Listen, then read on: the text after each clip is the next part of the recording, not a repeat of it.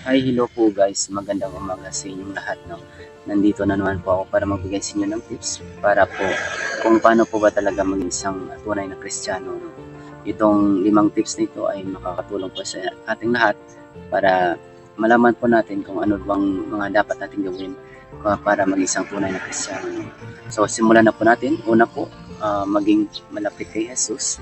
Yes po, dapat po natin tanggapin siya bilang Panginoon at magkaroon ng personal na relasyon sa Kanya, hindi lang sa relihiyon.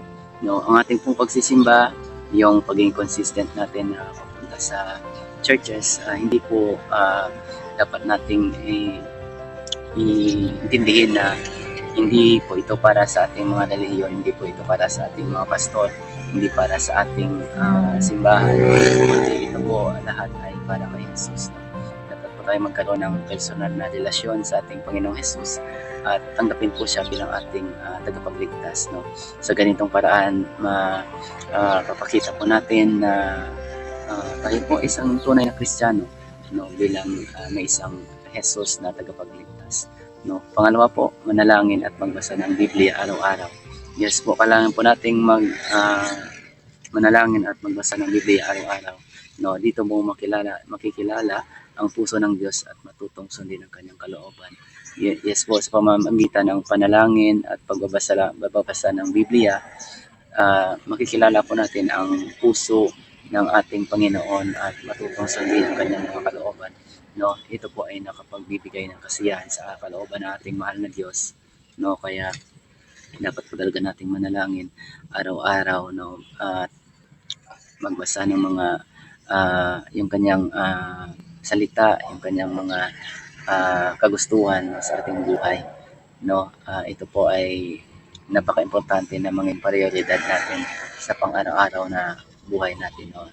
At ito po dapat ay gawin natin sa paggising natin sa umaga at pag matulog sa gabi. No? Yung pangatlo po, magmahal at magpatawad. Yes po, tulad ng pagmamahal ng pagpatawad na binigay ni Jesus, ibigay mo rin sa iba. Dapat po nating maging matutong magpatawad, no? Kalimutan na natin yung mga uh, problema, yung mga taong nagbigay sa atin ng sama ng loob. Dapat po nating tandaan na mahal po tayo ng ating Panginoon at kung tayo nga po ay pinatawad ng ating mahal na Diyos, tayo po kaya na tao lang, dapat din nating matutong tutunang magpatawad, no? Dahil kung hindi po tayo marunong magpatawad, hindi rin po tayo patatawarin sa mga kasalanan natin ng ating mahal na Panginoon. No? Yung ikaapat po, isabuhay ang pananampalataya. No? Hindi lang sa salita, kundi sa gawa, sa trabaho, sa pamilya, at pakikitungo sa kapwa. No? Kahit saan man po tayo mapunta, dapat po ipakita natin na tayo po ay may pananampalataya sa Diyos. No? Sa ganitong paraan, marami po tayong ma-influensyahan ng mga tao no, na masasabi rin nila na mabuti po talaga ang isang Kristiyano. No? At lalo na pag pinahalaga natin yung mga gawain na ikinagagalak, no, ikinaligaya ng ating mahal na Panginoon. No. Sa ikalima po, maglingkod at magbahagi ng mabubuting balita. Gumawa ng kabutihan at ipahayag ang pagmamahal ni Kristo sa salita at halimbawa ng iyong buhay. No. Kung tinanggap na po natin si Jesus bilang ating mahal na Diyos at tagapagligtas, dapat ipakita po natin sa kanila no, kung ano ba talaga yung pagmamahal na meron si Jesus sa ating buhay, no? Kung ano ba talaga ang mabuting na idudulot nito sa ating buhay, no? Dahil po, yun po ay kasasayan ng ating Panginoong Diyos na tayo po ay nagpapakita ng kabutihan at ipinapahayag po natin ang pagmamahal ni Kristo, hindi lang po sa salita at magandang halimbawa po talaga ito sa ating sarili, sa ating buhay.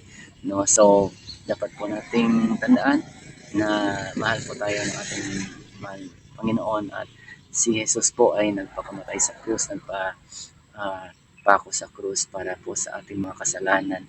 No, dapat po tayo doon tayo po talaga ang dapat nandoon sa krus at nag-struggle, nagpasakit sa ating mga kasalanan, no?